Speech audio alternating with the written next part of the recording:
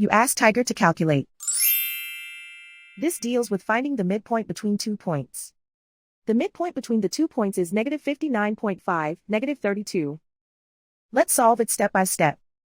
Plot the 2 points and calculate the midpoint using the formula. The coordinates of point 1 are, x1 equals negative 23, y1 equals negative 18. The coordinates of point 2 are, x2 equals negative 96, y2 equals negative 46. PM represents the midpoint of the 2 points.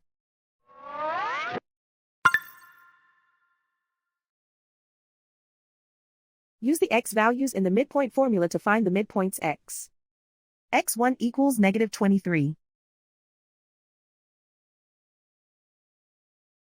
x2 equals negative 96. Simplify the arithmetic.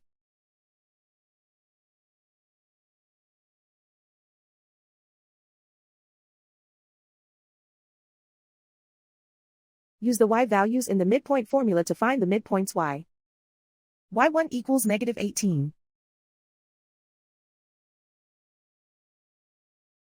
y2 equals negative 46. Simplify the arithmetic.